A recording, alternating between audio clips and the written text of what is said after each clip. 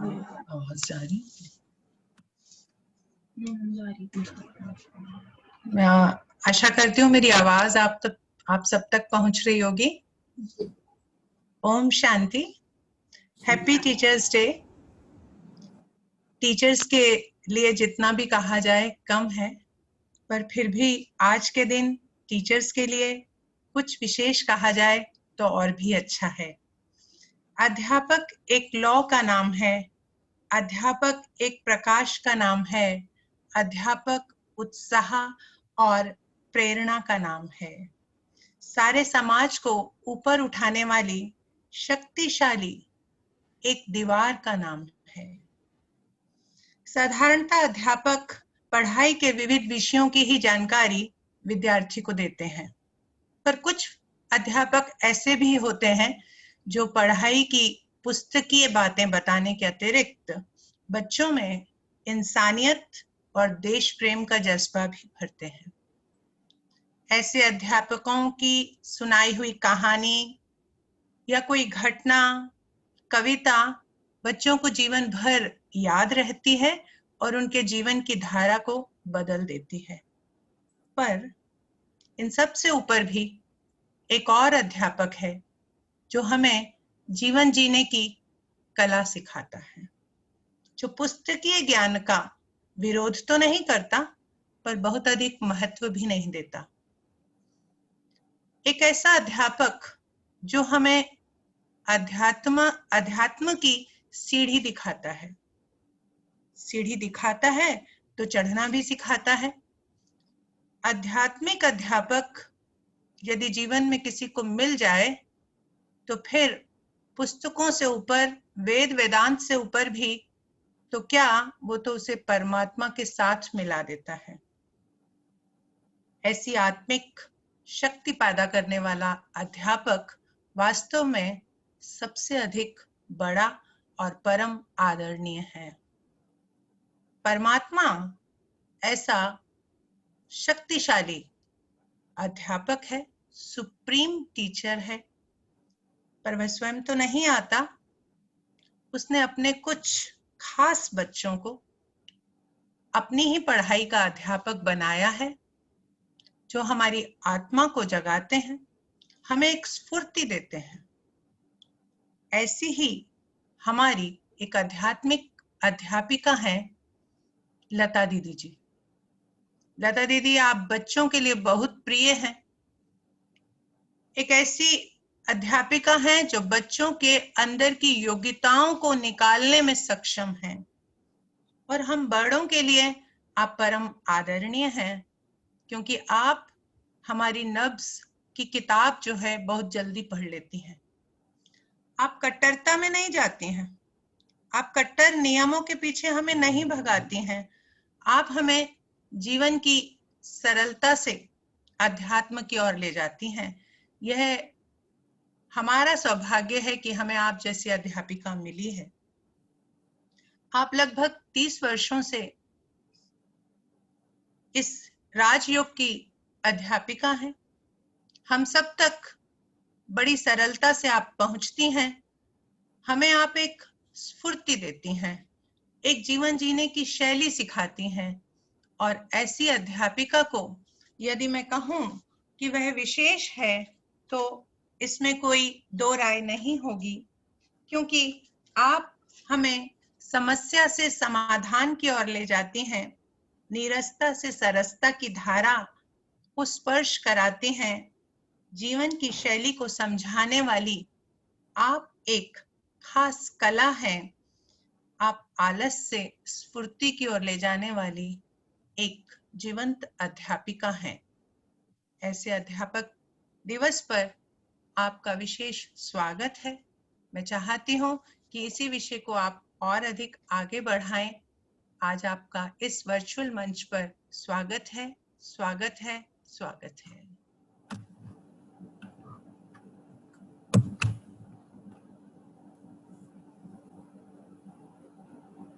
ओम शांति। मैं समझती हूँ आवाज आ रही है सभी को।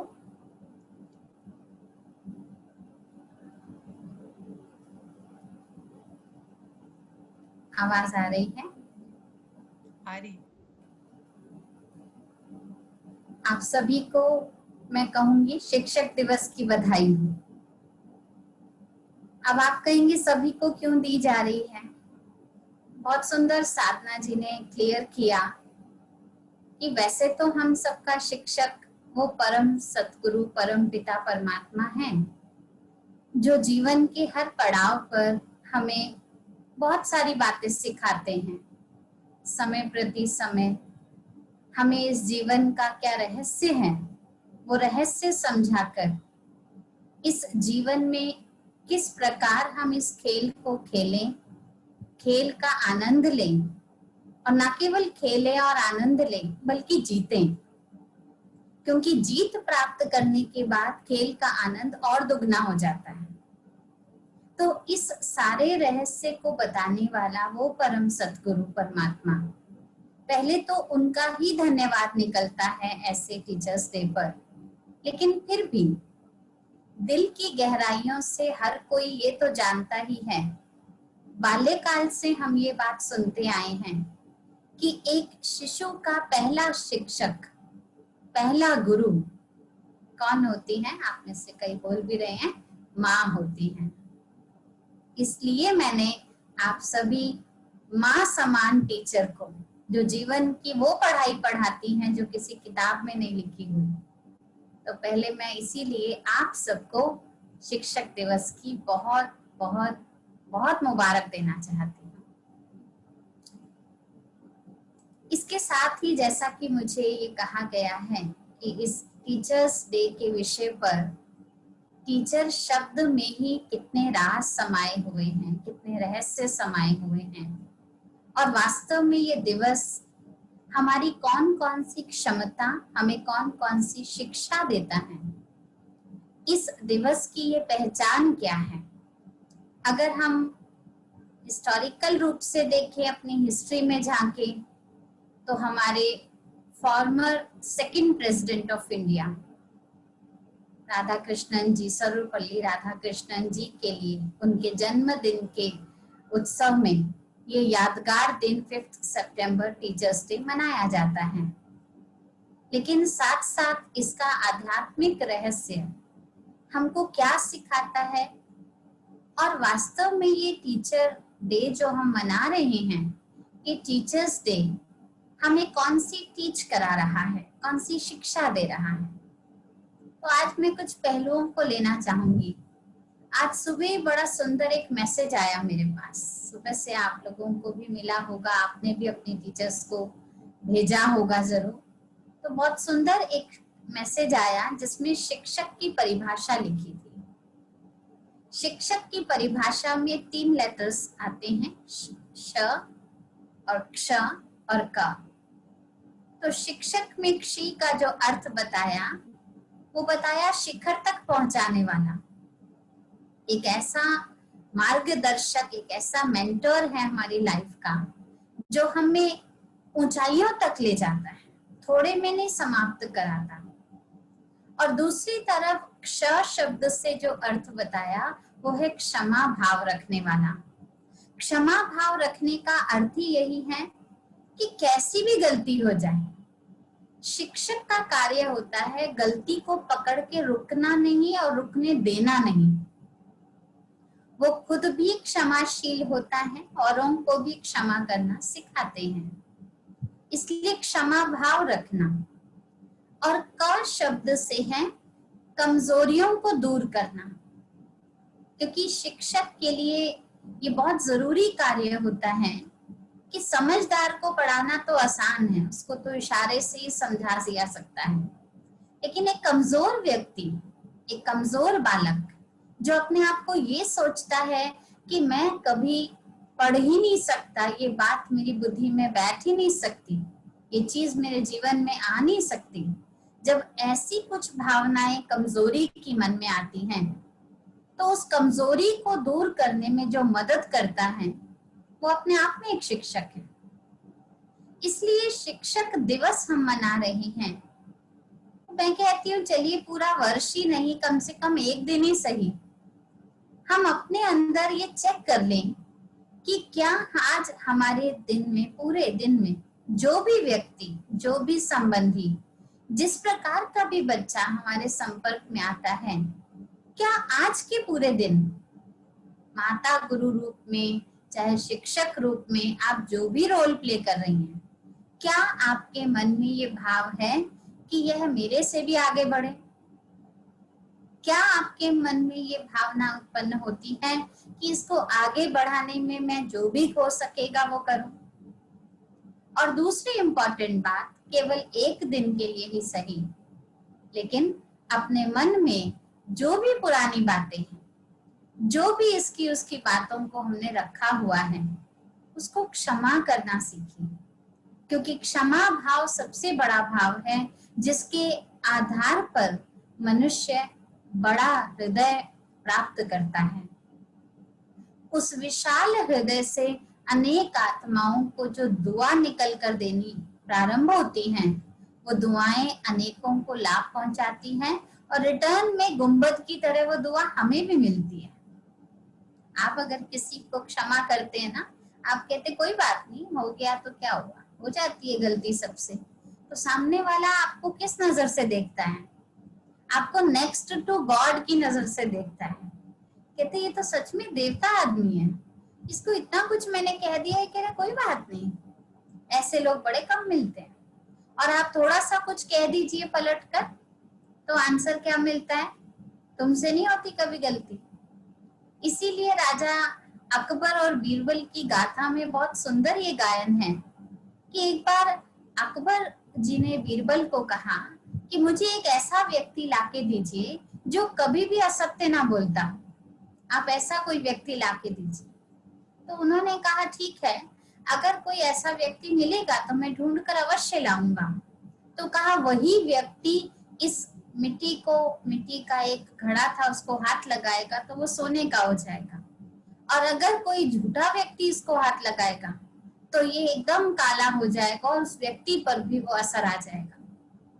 बीरबल बड़े सोच में पड़ गया कि जाने अनजाने सभी ने कभी ना कभी, चाहे बचपन में चाहे मजाक में, झूठ तो बोला ही होता है।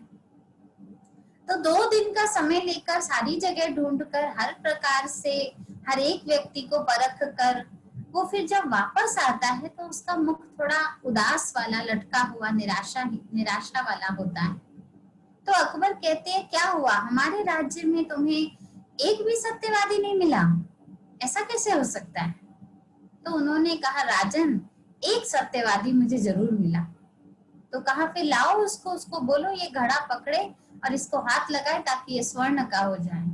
तो कहा राजन, मुझे तो आप ही लग रहे हैं, आप ही सत्यवादी हैं, क्योंकि इतनी ऊंची सोच तो आपने ही रखी है कि कोई सत्यवादी मिल जाए तो उसको ढूंढ के लाइएगा। तो जैसे ही राजा प्रफुल्लित तो हुआ अपनी बात को, अपनी महिमा को सुनकर, लेकिन जैसे ही वो कलश के पास जाने लगे, उनको ख्याल आया बचपन में मैंने भी तो कोई झूठ बोल दिया होगा, शायद मुझे नहीं याद है, और अगर मैंने इसको पकड़ा और मैं ही काला हो गया तो सारे देश, सारे राज्य के सामने मेरी क्या इज्जत रह जाएगी। बस उसी घड़ी उन्होंने कहा ऐसा थोड़ी होता है कि सारे के सारे सत्यवादी हो, कोई कोई तो हो जाता है, झूठ मूठ बोल देते हैं, मजाक में बोल देते हैं। तो कहा राजन, आप तो मरने मारने पर उतर आए थे, लेकिन कई बार हमको बड़ा हृदय रखकर क्षमा करना पड़ता है। क्षमा करने से सामने वाला व्यक्ति हमें सहज भाव से सत्य बता देता है, आपकी गलती कहाँ हुई है, किस प्रकार आपका परिवर्तन आने वाला है, वो बताने के लिए भी हमें अपना हृदय विशाल रखना पड़ता है। किसी से कोई बात अगर पूछनी है तो हम माँ रूप में बच्चे से क्या कहते हैं, मैं कुछ नहीं कहूंगी, बता दे, यही बोलते हैं ना। तभी तो बच्चा सहज भाव से कहता है। अगर आप कहें मैं थप्पड़ मारूंगी जल्दी बता, तो वो और ही नहीं बताएगा, और ही झूठ बोलेगा। तो ये बहुत आवश्यक है कि हमारा क्षमाशील का भाव रखकर अगर हम कोई शिक्षा देते हैं तो शिक्षा लेने वाला भी सहर्ष स्वीकार करता है और देने वाला भी उस भाव से दे पाता है जो वो देना चाहता है। और तीसरी जो कमजोरी की बात है, वो कमजोरी की बात ये है कि कहीं ना कहीं कोई ना कोई डिफेक्ट होता है तो वो हमें परफेक्ट बनाने के लिए होता है। हम किसी चीज की कमजोरी का पता कब लगा पाते हैं? जब हमने उस चीज की परफेक्ट दशा देखी है, तभी तो हम कहते हैं ना अभी थोड़ा कम है। जैसे कोई चीज आपने बहुत अच्छी खाई हुई होती है, तो जब आप दोबारा उसको चखते हैं, आप कहते हैं नहीं अभी इसमें थोड़ा खट्टा और डल सकता है। कैसे बताया आपने? क्योंकि आपने पहले इसको परफेक्ट अच्छी रीति चखा है। इसी तरह जीवन में बहुत ऐसी बातें होती हैं जिसमें बहुत उतार चढ़ाव आते हैं।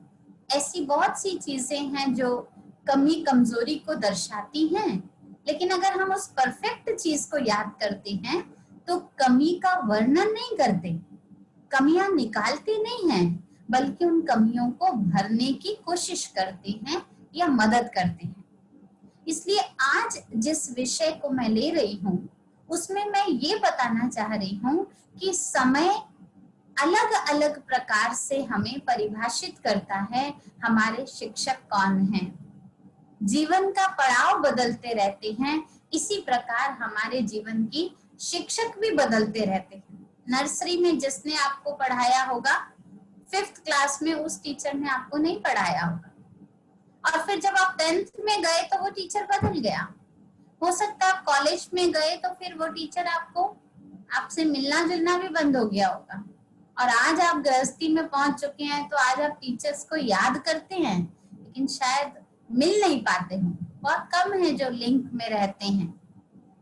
तो हर पड़ाव पर शिक्षक बदलता है, और हर पड़ाव पर शिक्षक का बदलना ये स्पष्ट करता है कि शिक्षा लेने के बहुत से स्रोत हैं, बहुत से ऐसे साधन हैं जहां से हम शिक्षा ग्रहण कर सकते हैं। सिर्फ आवश्यकता किस चीज की है? आवश्यकता है एक कुशल विद्यार्थी बनने की।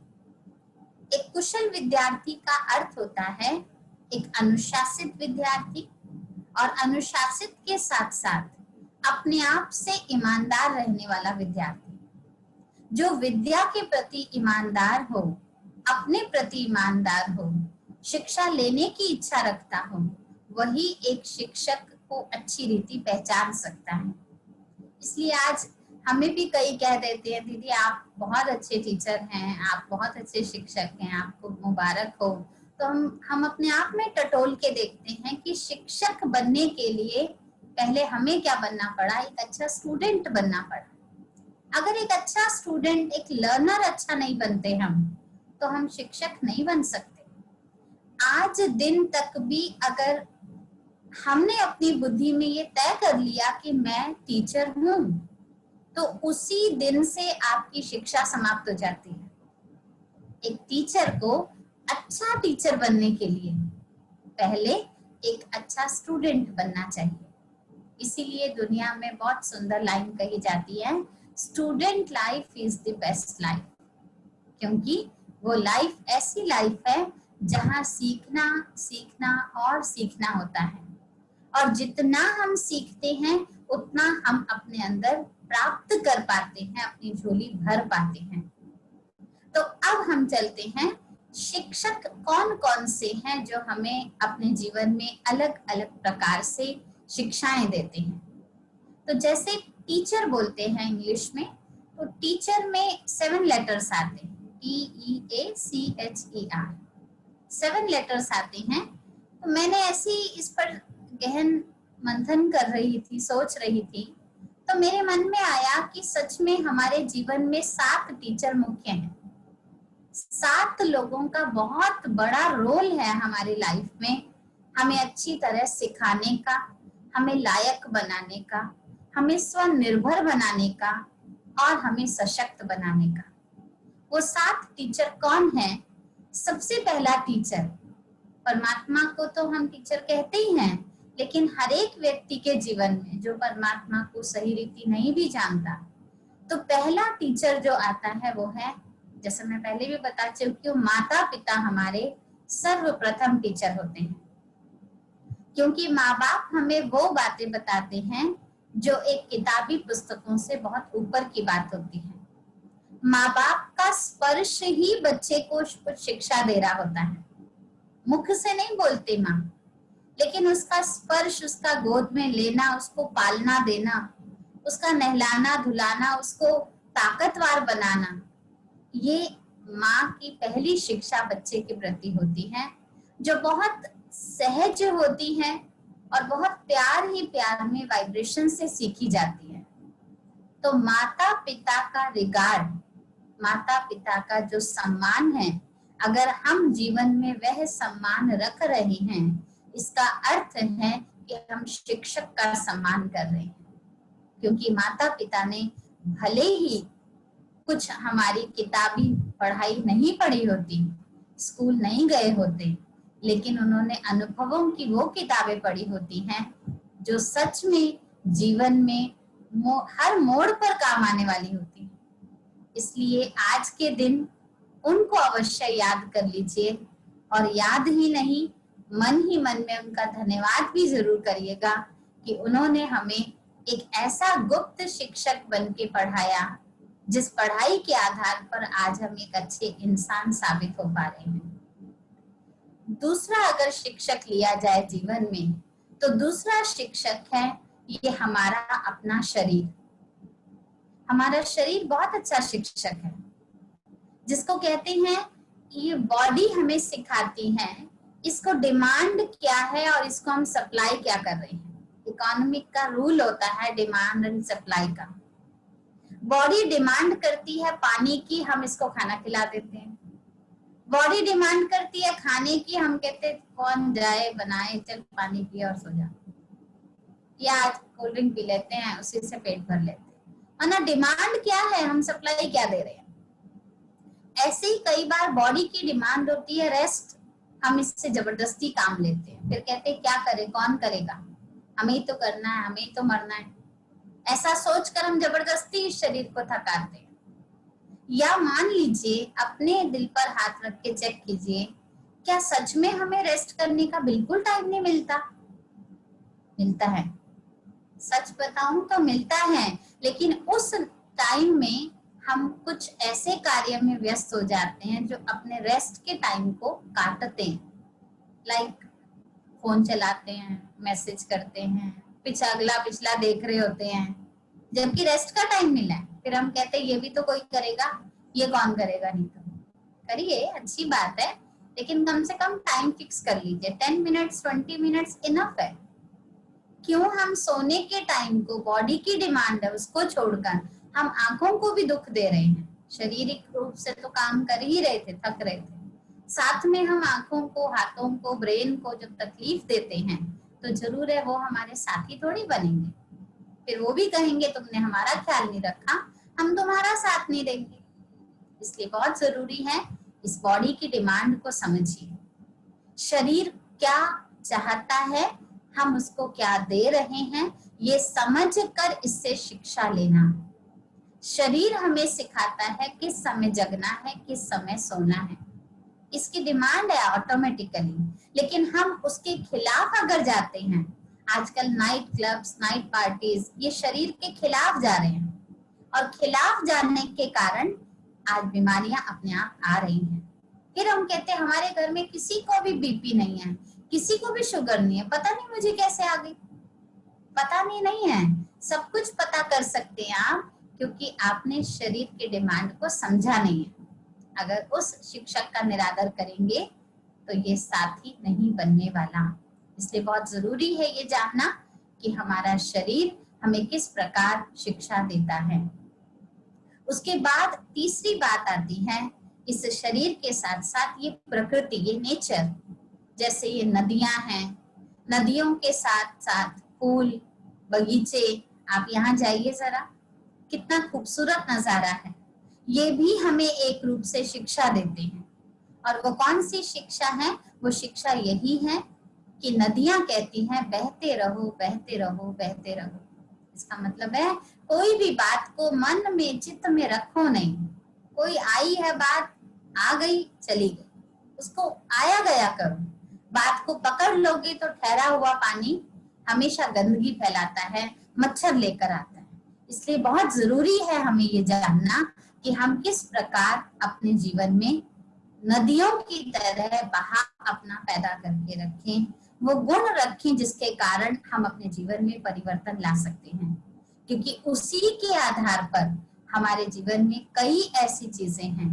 अब आप एक बगीचे में ही चले जाइए, बगीचे में जाना माना फूल खुशबू देता है, खिलता है, क्या सिखा रहा है हमें? हमें यही सिखा रहा है कि वास्तव में हमें कोई भी व्यक्ति आए अपना गुण नहीं छोड़ना है। ऐसा नहीं कि कोई अच्छा व्यक्ति आया, रॉयल अच्छा व्यक्ति है, साहूकार है, अच्छे पद पर है तो फूल अच्छे से खिल जाता है, और कोई गरीब व्यक्ति आया, साधारण व्यक्ति आया है जो उसकी तरफ कभी नहीं देखता तो फूल मुरझा जाता है, चुप जाता। नहीं, फूलों से तुम हंसना सीखो, कलियों से मुस्काना। बचपन में हम ये गाथाएं सुनते थे। ये क्यों सुनते थे, किस भाव से सुनते थे? इसका भाव क्या था? वास्तव में इसका भाव यही था कि हम ये समझ सके हमारे जीवन में बहुत सी ऐसी बातें हैं जिसके आधार पर हम सीख सकते हैं। इसी तरह वृक्ष है, वृक्ष का कार्य होता है बढ़ना, बढ़ना और बढ़ना, लेकिन बढ़ने का अर्थ अकड़ना नहीं। बढ़ने का अर्थ है अगर वो फलदार वृक्ष नहीं है तो कम से कम वो बढ़ता है, तो बढ़कर क्या करता है? कम से कम अपनी मजबूती से लोगों को सहारा देता है। राहगीर जो है उसके टेक लेकर विश्राम कर पाते हैं उसके नीचे। कम से कम वो व्यक्ति अपनी इतनी बड़ी शाखाओं को फैलाकर बैठा है तो एक छाया देने का कार्य करता है। तो ये वृक्ष, ये प्रकृति, ये नदियां, क्यों हमें ये सौंदर्य पसंद है? ये सौंदर्य पसंद हमें इसीलिए है क्योंकि हमारे जीवन में ऐसी कई बातें आती हैं जिसके आधार पर हम ये सौंदर्य सीख कर अपने जीवन में परिवर्तन ला सकते हैं। इसके बाद जो और इम्पोर्टेंट बात आती है उसको कहा जाता है हमारे जीवन में एक ऐसी शिक्षा, जो शिक्षा हमें हर मोड़ पर सहयोग देती है। और वो सहयोग देने वाली चीज क्या है? हमारे शिक्षक, जो हमें हर क्लासेस में मदद करते हैं। प्रथम क्लास थी, सेकेंड, थर्ड, और आज तक भी अगर हम स्टडी कर रहे हैं तो जो भी शिक्षक हमें समय प्रति समय मिले वो भी हमारे एक ऐसे टीचर थे, एक ऐसे मेंटर बने हैं जिन्होंने हमें समय समय पर हार और जीत का अंतर बताया। जीत कर भी जीतने में क्या आनंद है और हार के भी जीत का आनंद लेने में क्या आनंद है, उन्होंने वो बात समझाई। और न केवल समझाई, समझाकर हमें ये सिखाया कि किस आधार पर हम उन शिक्षक का सम्मान करें और न केवल उनको याद करें, उनकी दी हुई शिक्षाएं, उनका त्याग, उनका तप, उसको भी हम स्मृति में रखें। जितना हम उसको स्मृति में रखते हैं उतना भी हमारे जीवन में एक सीख मिलती रहती है।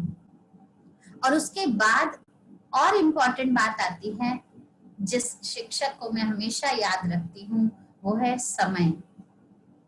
टाइम बहुत बड़ा टीचर है।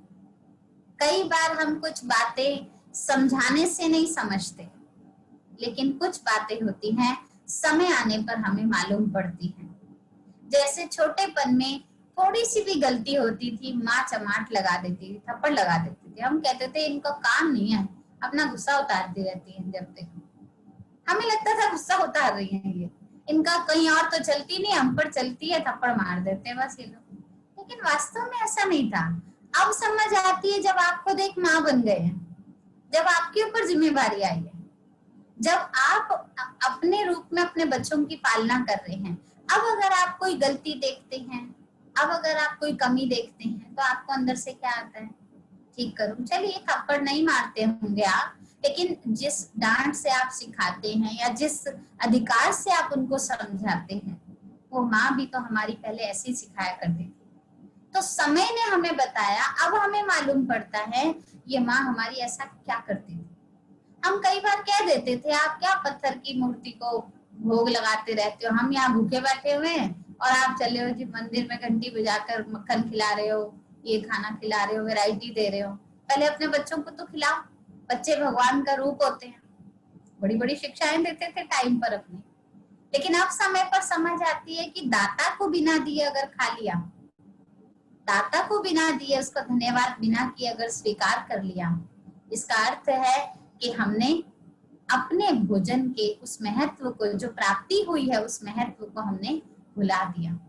इसलिए अब समय पर वो चीज मालूम पड़ती है। समय पर कहते थे, बचपन में कहते थे जल्दी सो जल्दी उठो, हम कहते थे क्या है, हम इतनी ताकत है हमारे अंदर, आराम से उठेंगे, क्या जल्दी है, संडे ही तो है आज। लेकिन अब समझ में आती है जब हम औरों को लेक्चर देते हैं, भाई जल्दी सो जल्दी उठो, क्यों उठो, क्या फायदे। सूर्य सुबह सुबह उदय होता है, उस समय उसको देखने का, उनसे नजरें मिलाने का, उस प्रकाश का, सूर्योदय के समय पर उस नेचर का आनंद लेने का अब समय आने पर हमें मालूम पड़ता है। पहले हम कहते थे पैसा आया खर्चा करो, चीज मिली है चलो मार्केट घूमने चलते हैं, गुल्लक तोड़ी और चले भैया कुछ खरीदने के लिए। अब कहते बचाओ बचाओ। अब समझ आती है माँ क्यों बचाने को कहती थी। इसका मतलब समय धीरे धीरे हमें सिखाता है, समय धीरे धीरे हमें सीख देता है कि वास्तव में हमें अपने जीवन में किस प्रकार की परिवर्तन की जरूरत है, और वो परिवर्तन हमारे जीवन में कब आएगा, कई बार समय आने पर ही आता है। हम जोर जबरदस्ती करते हैं, जोर जबरदस्ती करने से कोई परिवर्तन नहीं आता है, और ही कई बार काम अच्छा बनाने जाते हैं बिगड़ जाता है। इसलिए कुछ चीजों को समय पर छोड़ देना चाहिए। जैसे बीज बोया, अगर बीज बो 1 घंटे बाद उसको खोद के फिर देखने लग जाओ कि पौधा निकला नहीं निकला, और फिर खड्डे में दबा दो, फिर खोद के देखने लग जाओ, तो वो पौधा नहीं उगने वाला, फल नहीं देने वाला। इसका अर्थ है बीज डाल दो और सीजन के आने का इंतजार करो। जब सीजन आएगा, समय निकलेगा, तब उसका लाभ हम अवश्य ले पाएंगे, और अवश्य लेकर उसके द्वारा जो प्राप्ति होने वाली है वो हम भी ले सकेंगे और उनको भी उस प्राप्ति का अनुभव करा सकेंगे। तो ये भी बहुत जरूरी है कि समय को हमेशा अपना हमें शिक्षक माने। उसके बाद एक और शिक्षक बहुत इंपॉर्टेंट है, वो है मैं खुद। स्वयं स्वयं का शिक्षक बने। हम स्वयं भी स्वयं के शिक्षक हैं। स्वयं स्वयं के शिक्षक कैसे हैं? क्योंकि कई ऐसी चीजें हैं जो हम अपने जीवन में झांक के देखें तो अपने जीवन से ही समझ पाते हैं। अपने जीवन से समझ पाने का अर्थ क्या है कि मेरे अंदर क्या शक्ति है, मेरे अंदर क्या गुण है, मेरे अंदर किस प्रकार का कैपेबिलिटीज है जो मैं कर सकती हूँ। वो मैं जब तक स्वयं को देखूंगी नहीं, करके अप्लाई नहीं करूंगी कहीं पर, तब तक मुझे मालूम नहीं पड़ेगा मेरे अंदर कौन कौन सी क्षमताएं भरी हुई हैं। क्योंकि कई बार ऐसा होता है, मैं इस उदाहरण को कई बार लेती हूँ और आप सबने भी प्रैक्टिकली महसूस किया होगा। वो क्या उदाहरण है कि हम बीइंग अ लेडीज कई बार सोचते हैं हम कमजोर हैं, हमें भारी काम नहीं करना चाहिए, या ये काम तो जेंट्स आएंगे वो भी कर लेंगे घर में, तो हम पोस्टपोन कर देते हैं। कई बार ऐसा होता है। मान लीजिए घर में एक टेबल टूटी हुई पड़ी है, लेकिन बड़ी पुरानी लकड़ की है, भारी है, हम कहते हैं भाई मैं नहीं उठाऊंगी, कहीं नस खिंच गई तो क्या होगा। क्योंकि हम अपने आप को शारीरिक रूप से स्त्री देखते हैं, तो हम समझते हैं ये नहीं उठाया जा सकता है। लेकिन उतनी ही देर में आपकी किसी सखी का फोन आ जाता है और कहती है मैं वहीं से गुजर रही हूँ, बस तेरे घर के पास से, मैं आ जाऊं तुझसे मिलने। अब आप ना भी नहीं कर सकते, बहुत दिनों बाद उसका फोन आया, आप कहते आ जा कोई बात नहीं, अभी बस सफाई कर रही थी मैं, कुछ खास तैयारी नहीं हुई है। आप वो कहती कोई बात नहीं, बस बैठेंगे, कोई बात नहीं, काम कर लियो तो बाद में 2 मिनट बैठ के चली जाऊंगी। आप बुला भी लेते हैं उसको, लेकिन आपके मन में बार बार क्या खटकता रहता है? वो टूटी हुई पुरानी टेबल जो पड़ी है आपके आंखों के सामने, वो खटकता रहता है। आप कहते हो वो पहली बार घर आ रही है और अगर ये टूटी टेबल देख ली उसने, मेरी नाक कट जाएगी, लोग क्या सोचेंगे, ऐसी ऐसी टेबलें रखती हूँ मैं घर में। अब आप भूल गए कि आप एक स्त्री हैं, अब आप भूल गए कि आप कमजोर हैं, अब आप भूल गए कि कोई पुरुष आएंगे तभी वो इसको उठाएंगे। आप तुरंत उठाते हैं उसको, खिसका कर, जोड़ कर, जैसे भी करके, जितनी आप ताकत लगा सकते सब लगाकर आप आखिर उसको एक ऐसी जगह रख देते हैं जहां आपकी सहेली आए और उसका ध्यान ना जाए और आपकी इज्जत बड़ी सुंदर बनी रहे। बताइए आपको वो शक्ति, वो कैपेबिलिटी खींचने की कहां से आई? जब आपने किसी परिस्थिति में अपने आप को जांचने की प्रयास किया, कोशिश करी, तब आपको लगा अरे ये टेबल तो मैं उठा सकती हूँ, मैं क्या नहीं कर सकती, कैपेबिलिटी मेरे अंदर है, लेकिन मैंने ही इसको डिनाई कर रखा था, मैंने ही उसको सोचा हुआ था कि ये मेरे लिए नहीं है। तो स्वयं स्वयं का शिक्षक बने, यानी कुछ ना कुछ नया ट्राई कीजिए। ट्राई करने का अर्थ ये होता है कि अगर कुछ गाइडेंस ले, जरूर ऐसा नहीं एकदम ही नया ट्राई करने चले जाएं, एक बार गाइडेंस ले लीजिए, लेकिन लेने के बाद भी अगर कोई चीज बिगड़ जाती है, उसको ठीक कैसे किया जाए उसकी भी शिक्षा रखिए। उसमें अगर हम थोड़ा सा अपनी शक्ति, अपने गुणों को पहचानेंगे तो हम सफलता रीति उसका प्रयोग कर भी सकते हैं, और उस आधार पर अपने जीवन में हम एक नई चीज सीख पाते, फिर कहते अरे वाह, मुझसे ये भी हो सकता था, मुझे मालूम ही नहीं था, मेरे अंदर ये भी कला थी, मुझे मालूम ही नहीं थी। तो ये करने से मालूम पड़ी, इसलिए स्वयं स्वयं का भी शिक्षक बनिए।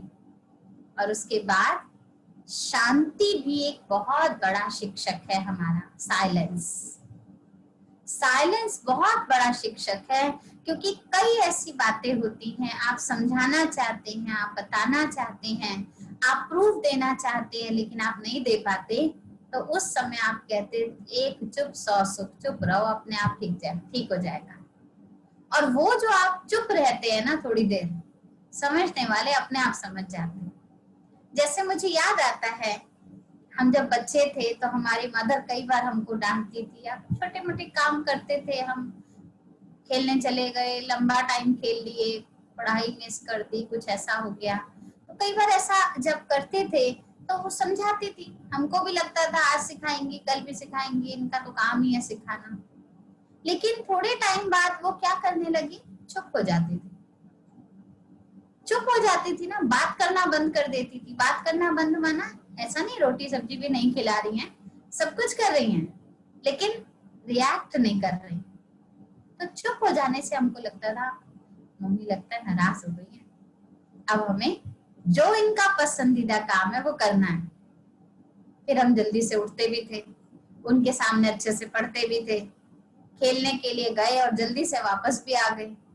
तो देखिए कुछ बोलना पड़ा सिखाने के लिए नहीं, शांति ने सब सिखा दिया।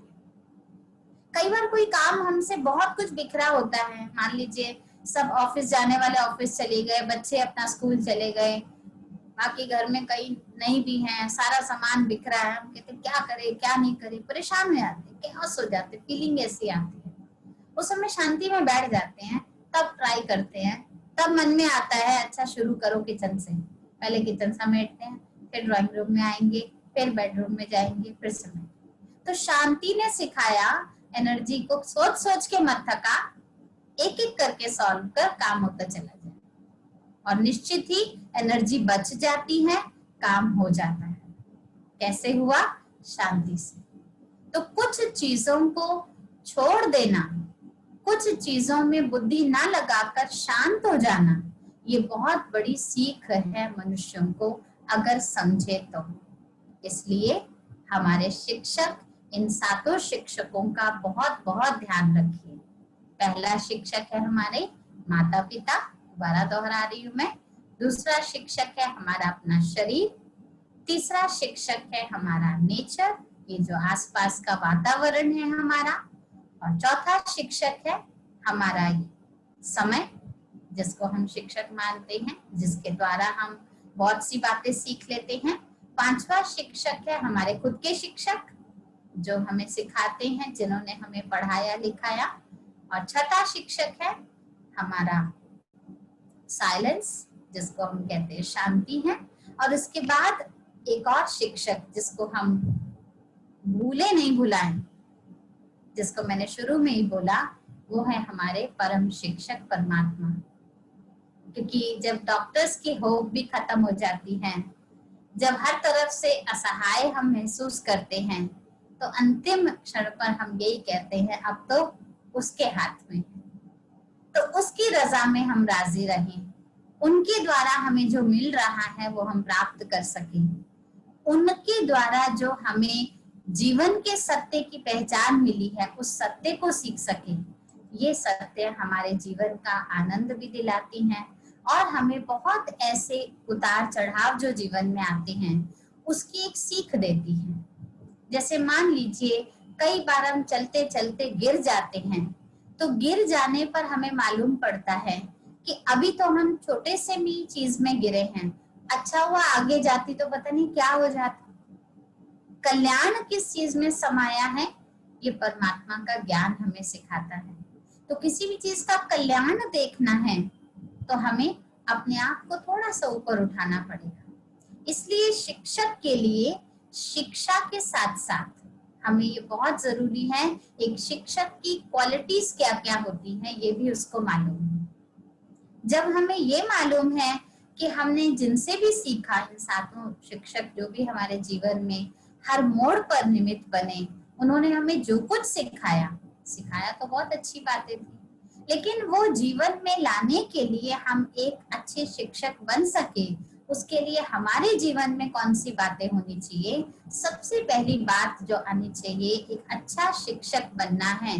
भले माता पिता रूप में बनिए, भले स्वयं स्वयं का शिक्षक बनिए, लेकिन एक अच्छा शिक्षक बनने के लिए आपको समय, स्थान, वातावरण तीनों का बहुत बहुत ध्यान रखना है। समय, स्थान, वातावरण, जब हम तीनों इन बातों का ध्यान रखते हैं तो एक तरह से ये हम अपने शिक्षक का रिगार्ड रख रहे हैं।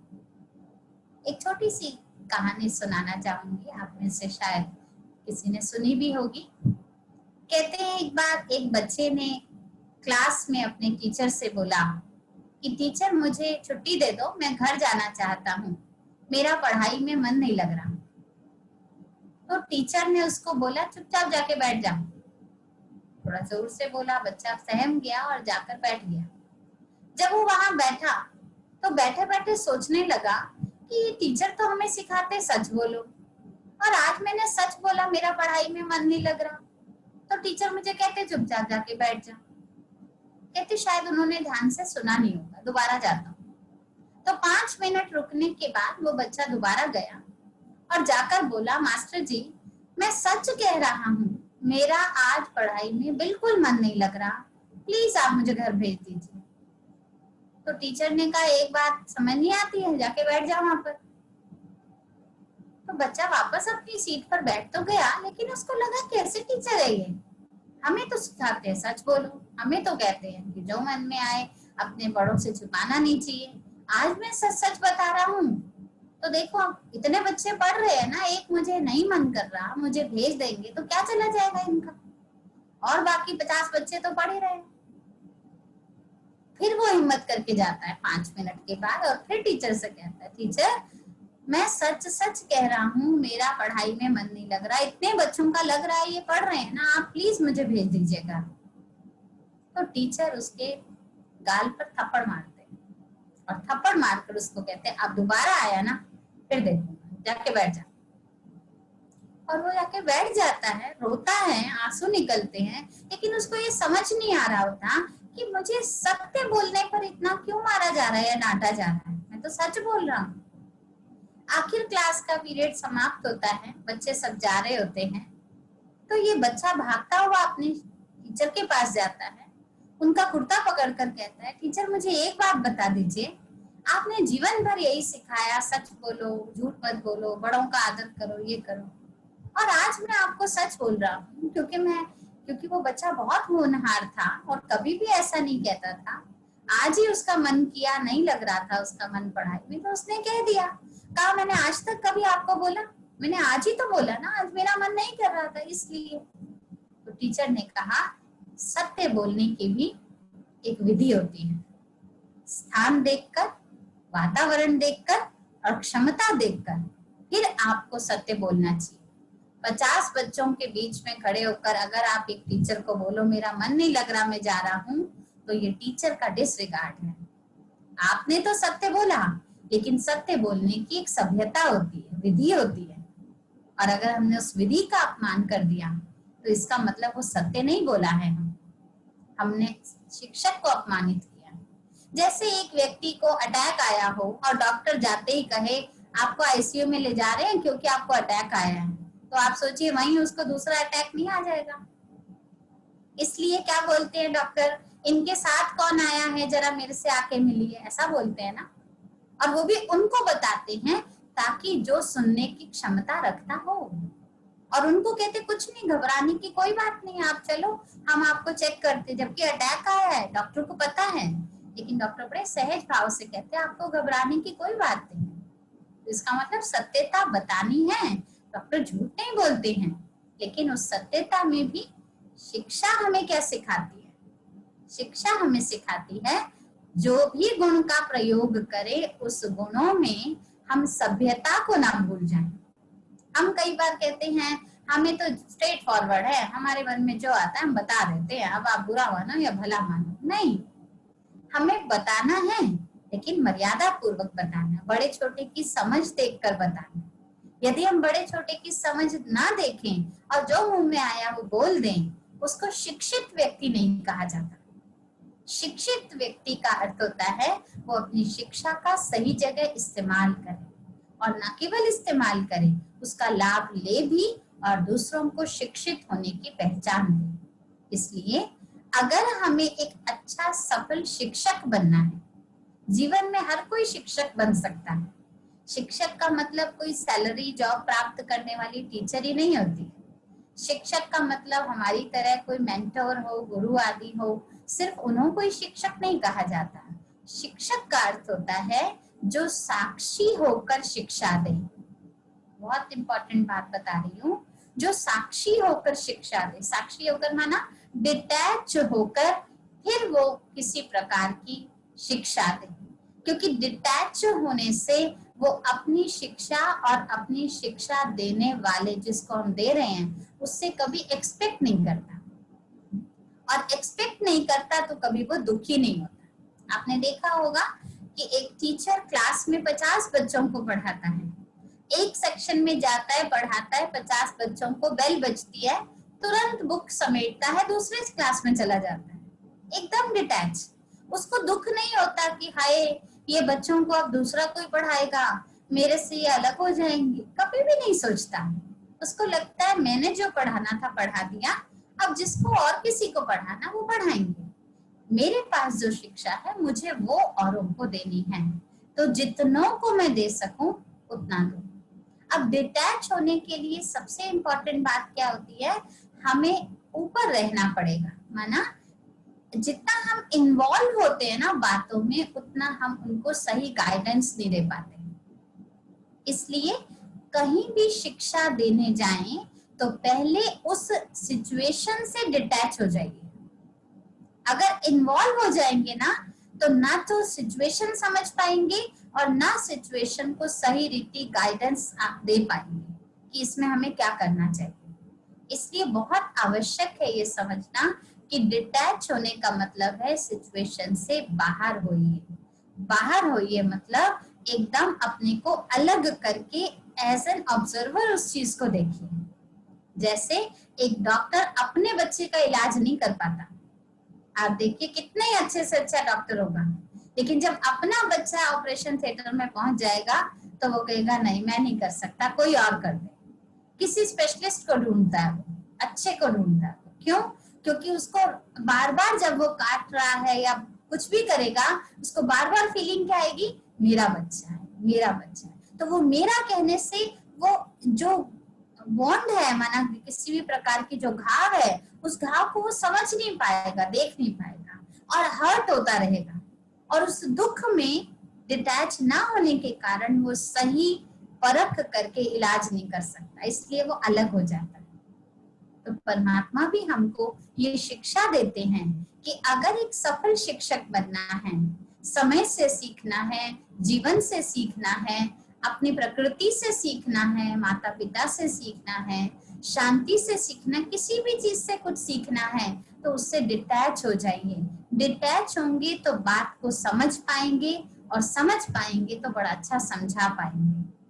क्योंकि कई बार ऐसा होता है कि समझ हमारे पास होती है, लेकिन हम अपनी परिस्थितियों में इतना घिर चुके होते हैं जो उस समझ को समझने की शक्ति भी हम गवा बैठते हैं।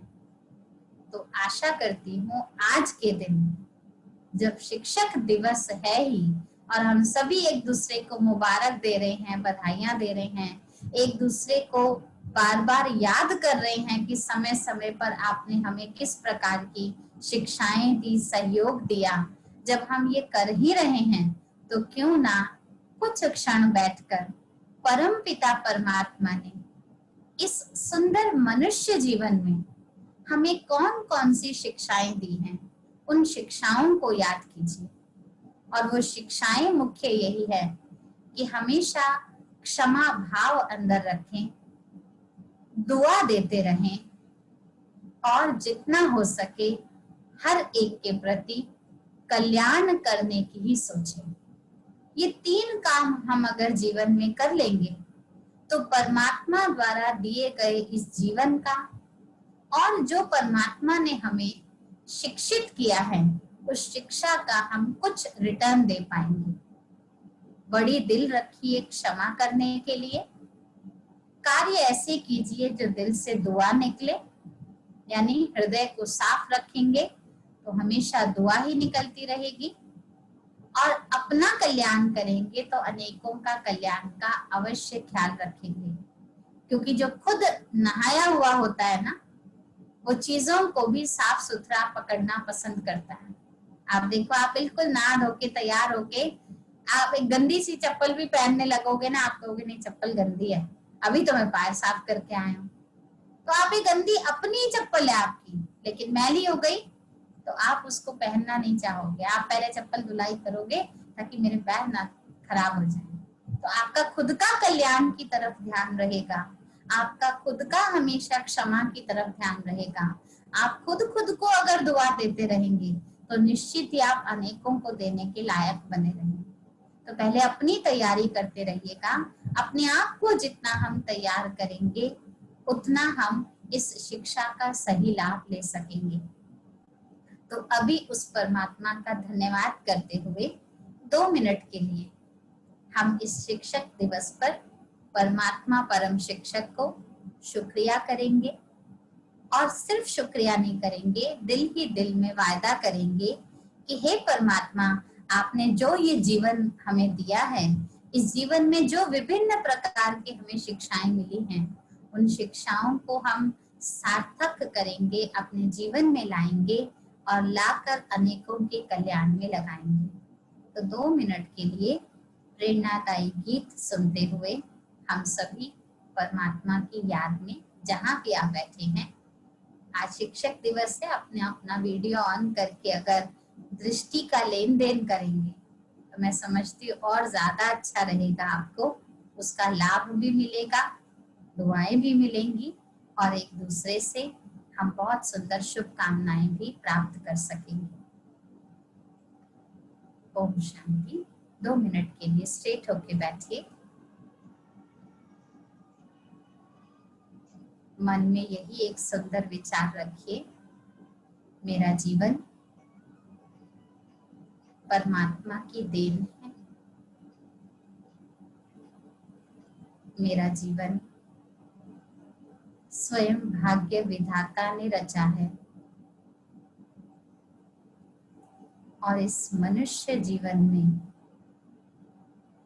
मुझ आत्मा को परमात्मा का संग प्राप्त होना, उस परम शिक्षक का संग प्राप्त होना, ये बहुत बड़े भाग्य की निशानी है। और ऐसे शिक्षक को प्राप्त करके मैं आत्मा भाग्यशाली बनी हूँ। मेरा भाग्य बहुत सुंदर है और अपने जीवन से मुझे सीखना और सिखाना है। मैं एक शिक्षक से पहले एक अच्छी विद्यार्थी हूँ, गॉडली स्टूडेंट, और शिक्षा का सम्मान कर मैं स्वयं का सम्मान करती हूँ। परमात्मा का सम्मान करती हूँ। यही मेरे जीवन का लक्ष्य है। शुक्रिया परमात्मा, शुक्रिया मेरे माता पिता, शुक्रिया मेरे शिक्षक, इस शरीर का भी शुक्रिया और मेरे आसपास की प्रकृति का भी शुक्रिया। अभी बहुत सुंदर गीत बजेगा, हम सभी परमात्मा की याद में बैठते हैं।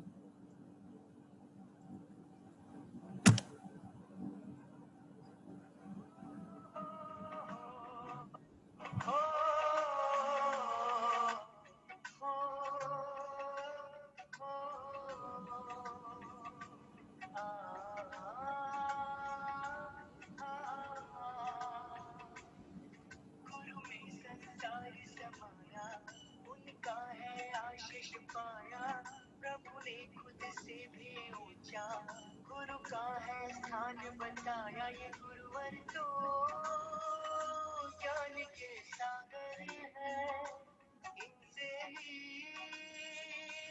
जन्नत है। गुरुवर तो ज्ञान के सागर है, इनसे ही जन्नत है। गुरु में संसार समाया, उनका है आशीष पाया। प्रभु ने खुद से भी ऊंचा गुरु का है स्थान बताया। ये गुरुवर तो ज्ञान के सागर है, इनसे ही जन्नत है।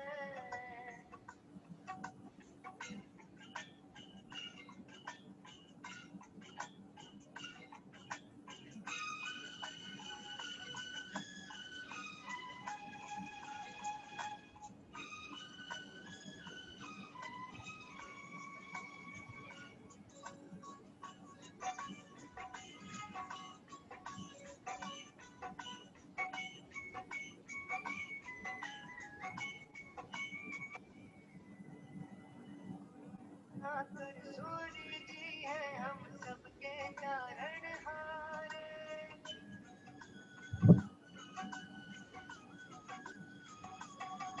गुरु रत्नाकर सूर्य जी है हम सबके तारणहार। सबकी जीवन नैया को देते हैं वो किनार। 57 साल उन्होंने है ज्ञान का अमृत बांटा। अब उनके जन्म दिवस पे हम सबका है ये वादा। जो सीखा है उसे अपनाएंगे, खुशियों को पाएंगे। ये गुरुवर तो ज्ञान के सागर है, इनसे ही जन्नत है।